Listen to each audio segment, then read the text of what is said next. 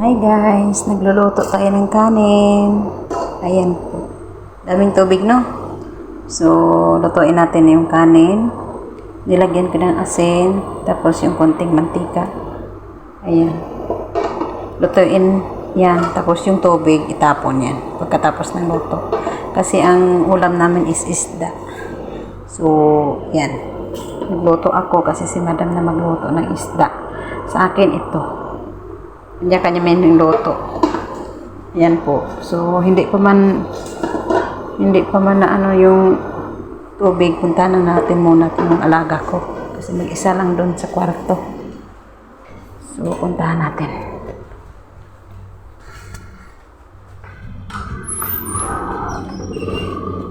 Ayan po.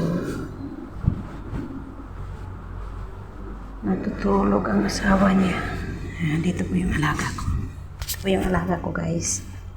So, bawal po makita yung ano. Makita yung mukha niya. Ito, dito lang tayo. Ayan po yung alaga ko. Naka-bedridden po siya. Ito po yung kwarto niya. Dito po ako natutulog. Sabi, dito siya. Dito ako. Ayan po yung asawa niya dun sa kwarto niya din. Hindi sila kasi ano ba yun? Ay, may sakit yung asawa niya. Ayan, CR. Ayan po kwarto niya, guys. Ang bahay nila dito. Ayan po. Ganda. Dito may ref. Doon may ref din. Ayan. Upo muna tayo dito kasi mainit sa kusina.